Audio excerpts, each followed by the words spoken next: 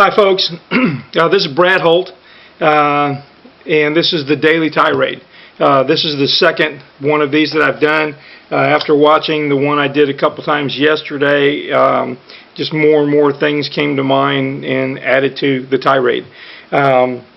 It's kind of frustrating to go through this stuff, and I can't be the only person in the country feeling the way that I do over the economy of this country and the things we've suffered through, everybody, since 2008, 2009. I'm going to try and cover just three things today, be a little more organized and maybe not ramble so much. But I think there are things that are important that make a difference between for me and for you and your family in the way that you live your lives right now. As you know, the first thing is really simple. Pretty much every gas station in this country has three levels of gasoline in it. They've got regular, they have plus, which is basically mid-range gas, and premium. These are the three different octane levels, and depending on the part of the country you live in, those octane levels vary a little bit. But in trying to find out how many cars actually use plus gas, the mid-range, or premium, couldn't find that answer. No matter where I looked, no matter what I typed in the internet, I couldn't find the percentage of cars. The only thing I could find is that pretty much every car that runs with an engine will run on regular gas. And the biggest thing for the different levels has to do with engine knock. The sound that your car might make if it's not getting quite enough octane. And they're saying that most of the new cars can, through technology, say I need to change my ratio in the engine so I don't knock so much. So we got three levels now, and that basically means that there are millions and millions and millions and millions of gallons of gasoline sitting in plus or mid-range gas tanks, storage tanks, and premium tanks at gas stations all over the country. Millions and millions and millions. That means all that extra gas basically should be in our fuel reserves. And that should also just make the gas prices, take a huge dive. And that's just not happening. And there's nothing and there's no one that can do anything to make the oil companies do what should be the right thing. Gas and oil, as it stands right now, and these companies in America are not functioning through capitalism. Somebody says, well, that's capitalism. No, it's not capitalism in this part, Jack. What this is we are a captive audience. We are captive hostages to gas and oil. You don't have to own a car to get screwed by oil. You need to buy bread, milk, and eggs for your family. I've said this before. You need to buy things for your family. Everything in this country. There's not a single thing in this country that you can touch, buy, sell, no matter what it is, from a toothpick to your cell phone to a dozen eggs. Everything's affected by the price of gas and oil. And every time these guys raise the price, every one of these businesses raises the price along with it and passes that price on to us, and the oil company's still making that profit. So here's part of the second deal, is that the profit. Oil companies used to make a couple $1 million a year, a couple million, 50, 100, whatever. They used to make a lot of money, but millions in a year. And the quarterly reports for the oil and gas companies used to be posted quarterly. The newspapers put them out there. The evening news put it out there. That was on the internet. It was in the newspapers. You don't see that anymore. You can go find it, but they don't put it out anymore because they realize that people get pretty pissed off when you find out that they made several $1 billion this quarter, where they used to make millions in a year as profit. Now they make billions in a quarter, and they quit putting that stuff out there. Gas used to be regulated. Now it's not regulated. Again, this is not capitalism when they hold us hostage.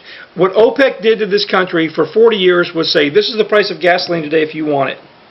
This is what it'll cost you if you want it. And for 40 years, we did what they wanted to. It used to be gas. I remember as a kid, gas wars at 12 and 13 cents. I remember in college, gas was 50 cents, and one day it went to $1, and our government said there's no more gasoline. Okay, it never went down. Now it's gone to $2, $3, $4.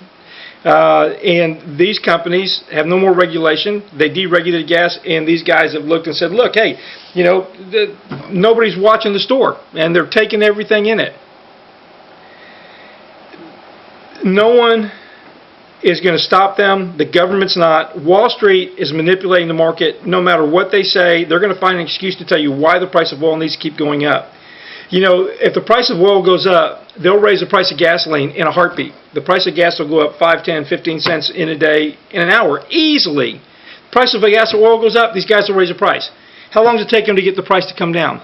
It took them 6 years from 2008, 2009 to a couple months ago to get the price of gasoline back down to around $2. It took them 2 months to get it back up to $2.50, $2.60, $2.70 for regular gas and upwards of $3 for diesel. They're unregulated and they're a monopoly, and they are holding us hostage by doing this, and there's no leadership in this country. There's not a single person in this country who stood up and said, you're screwing the American people, you need to stop doing this.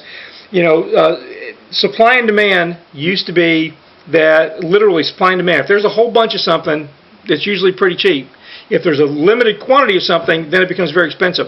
We're the largest gas and oil producing nation in the world. OPEC is afraid of us for the amount of gas and oil we have available to us at this particular time. Until there's a viable source of alternative energy from fossil fuels, then gas and oil is what we've got right now.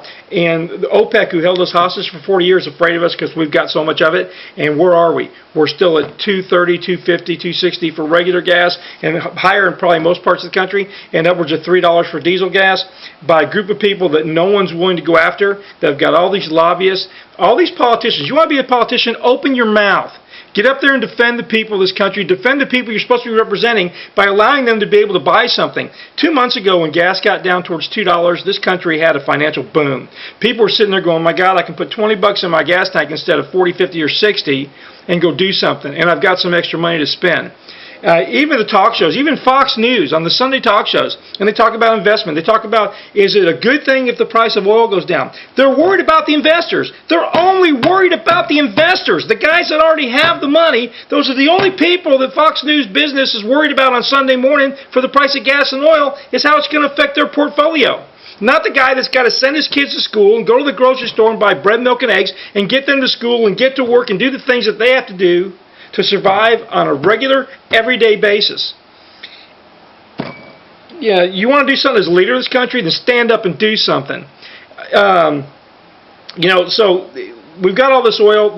It's all over the place. There's a glut of it in the world, and the price of oil is going up. Today, the price of oil went down. Did you see the price go down at the pump? No, and you won't. Yesterday, the price of oil went up.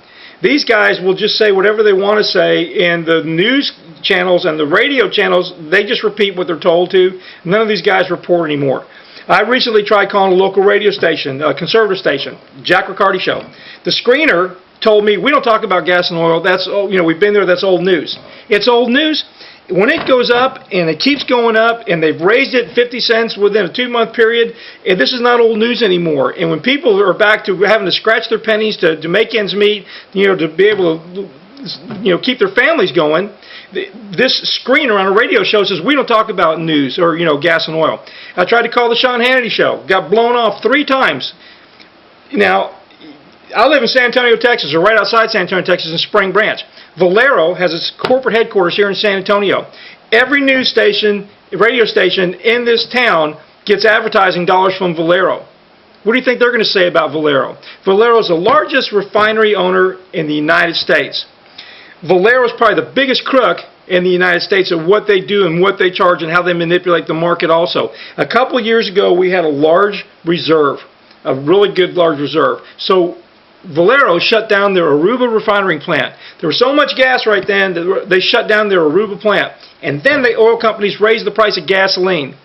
AAA actually came out in their radio, basically in their conversations and stuff, saying, you know, we're getting screwed. That lasted about a day or two, and that was it. When all this stuff started back in 2008 and the price started going up, the radio ads came out and said, if you think you're being gouged at the gas pump, call this phone number. Lasted about a week. Then what you hear on the radio is, well, what are you not going to do with your family this year because the price of gas is so high? These guys are running roughshod over us. In my opinion, they're stealing from us. They're legally stealing from us. You're not going to get any help from the government. You're not going to get any help from Wall Street. You're not going to get any help from the people in Congress. You know, I'm not the sharpest stick in the tool shed, and I'm not a rocket scientist, but I know when I'm being screwed. And I know when a company makes billions of dollars in profit in a quarter, after everything they've spent on their research and their exploration and the things they do for humanitarian reasons and any other reason they give you, the great things they're doing when they're patting themselves on the back, like they did during the 2014 Olympics, regular commercials every couple of minutes about what they're doing to help the world get better. They're still making billions of dollars in a quarter in doing that, and that's profit after they've spent all that money they say they're doing. That's still billions of dollars in profit. It's not what they did in business, it's what they have left in profit. Again, I'm not the sharpest stick, but I understand when you're making billions that there's a problem there for the people that are buying your product when there's no regulation and no one's watching you and no one's stopping you, and all you're getting from the news stations and the talking heads are what they want you to hear or what they tell you. It's going up, it's going down, nothing about how bad they're screwing you. We touched on it a minute ago, but raising prices and lowering prices will go up in a heartbeat, and it takes them forever to go down. And you know what? If you want to do something, you want to be a legislator, you want to make things, put them on a fair, even, level playing field. If they won't put the price down in an hour, they can't raise it in an hour. If they won't put the price back down in a minute, you can't raise it in a minute. These guys only go one way in everything they do, and it's always to their benefit. And when they raise that price, the businesses turn around and they all pass it on to us. And the third thing for this is the solution. And this is really simple, and you're not going to hear it on CNN, and you're not going to hear it on MSNBC or ABC or CBS or, you're not going to hear it, or Fox News. None of these people are going to do this. Everybody's got all these lobbyists and all these people funneling money into their companies, and most of them are investing in oil. Stop buying gas from ExxonMobil. And I'm saying ExxonMobil because some people, if I just said Exxon, wouldn't associate Mobil as being with them. ExxonMobil. Stay out of ExxonMobil. It's that simple. Don't buy gas from ExxonMobil. Don't buy their gum. Don't buy their water. Don't buy their soda. Don't buy their potato chips. Don't buy your cigarettes. Don't buy from ExxonMobil. Stay out of ExxonMobil. 60 to 90 days of the people in this country standing together and staying out of ExxonMobil. Number one, the price of gas will come plunging down for a couple reasons. And one of those reasons is that no company out there, Shell, Texaco, any of these other people, they want to be the second company to have people go up against them and not buy their products. The people finally stand together, that they have come together and said, we're not going to let you do this to us anymore. And once those companies understand that we will stand together if we have a common cause that affects all of us, that they won't be able to do it to us anymore. And number two is no one wants to be the second company. If it works and everybody will stay out of ExxonMobil and it works, then they will know that they won't be able to do it to us again, because we will learn that, look, we're not going to get this from the government. We're not going to get it from the TV people on the news and radio stations. No one's going to stand up and tell you what I'm telling you. You'll never hear it or see it on the internet or see it on the news stations or hear it on conservative talk radio or any other radio show. These guys are looking to make money, and that's all they're doing, and it's all coming out of your pocket. And again, it's not capitalism anymore. This is we're captive hostages, and these guys are raping us, and there's no one to stop them or even stand up and say you're being raped. It's really simple. I'm not a smart guy. Look, you don't have to boycott gasoline. You don't have to say we're all not driving to work today. You don't have to do anything that's going to take money out of your pocket, like time lost from work, because you're going to say, well, I'm not going to drive to work today to prove a point. Just stay out of ExxonMobil. Don't buy from ExxonMobil. And when you start seeing that it's putting an economic plunge in their profits, then they will start paying attention, and so will everybody else. And once you start seeing that you can do something to them, if they start trying to sell their gas through another company, and we find out that becomes the second company that you go after as a group. No one's going to help us. There's nobody in this country in a political standpoint or in Wall Street or in the government that's going to sit there and they're killing us. And they don't care. And you know what? They don't talk about it. You never hear them talking on the news or reading on the news anyplace else of what's happening to us because of the price of oil. You hear the financial guys talking about the ups and the downs and this dollar and that economy and this economy. The bottom line is that these companies are making billions of dollars in profit per quarter, and that's all you need to know. Everything else is just muddying up the waters, and to throw this or that. If you weren't doing so well, you wouldn't be making billions per quarter. If you're making billions per quarter, that means you could sell that gas for a hell of a lot less money and still make money. Everybody should make a buck for doing their business. They should make a fair dollar. Oil and gas companies in this country are not making a fair dollar. They are taking advantage of us. They're raping us over the coals. And the profits that they're putting out there that they have, that when you can find them, are telling you just that. And unless you go look for it, they're not putting it out there what they're making. They're not posting quarterly reports anymore. They're not doing anything to let you know what they're doing, and no one's talking about it. News isn't talking about it. Congress isn't talking about it. TV people aren't talking about it. It's the 600 billion pound elephant in the room, and they're just going to keep making money. Don't buy from ExxonMobil. Buy from any other gas station. Get your cigarettes from somebody else, your potato chips from somebody else, your Coke from somebody else. Stay out of ExxonMobil. If the people in this country would do this and stand together just by doing this one thing, it will bring down the companies that are doing this to us. It'll bring gas down to a reasonable price.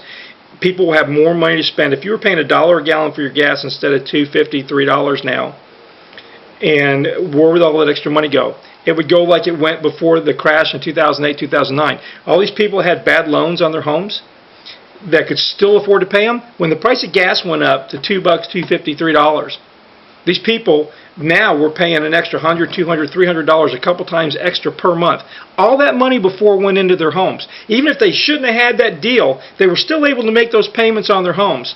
You raise that price that much money, and those people lived their life just like they kept living it, but now they paid a couple of extra $100 a month that they never had to pay before, and now it didn't go for their house, and they all started letting them go, and our economy took a tank. There is nothing that rules this economy in our country in economics like gas and oil. It affects every single thing you can see, touch, feel, smell, buy. There's nothing that you can't see or touch or smell or buy. Nothing that isn't affected by the price of oil. And anytime these guys keep going up, then the businesses say, well, it's business, and they pass it on to you. Don't go into ExxonMobil. Don't go into ExxonMobil. Please stay out of ExxonMobil. And in my case, Valero also. They're just as big a crook, and I don't shop at either one of them intentionally. They're doing more economic harm to this country, and it's all going, you know, the 1% is now, honestly, in our lifetime, a 1%. I hope that some of this stuff, without my getting excited, the ideas will resonate. I hope that you'll stay out of ExxonMobil. I hope you'll look at the thoughts of like all this gas sitting around the country in storage tanks in every gas tank or gas station in the country, where they've got 500 or 1,000 gallons of gasoline sitting in a plus tank or a premium tank all over the nation with billions of gallons or millions of gallons of gasoline. All that should be in the pool. The price of gas should drop like a rock, and they're not going to let it unless you defend yourself and defend your family in the way that you would like to try and live. People on Wall Street, they don't give a crap what the price of gas is if it's $20 a gallon, because they're getting it from you. It's all coming back into their pockets from you. There's 535 people in Washington that are killing this country by being cowards or by being crooks right now. And there's 300 million people in this country that are just trying to survive. And, you can't vote them out of office, because the only guys that can run are the guys with money. Very few good people left out there, if there's any. The world's turned upside down these last couple years, and the bad guys are winning. Defend yourself, defend your family, fight back on your own. A simple way: stay out of ExxonMobil. If the people in this country will do that, they can start to get something that those people would finally be afraid of. That we would come together and be able to stand up for ourselves, because there's no one going to stand up for us. Brad Holt, this is the Daily Tirade.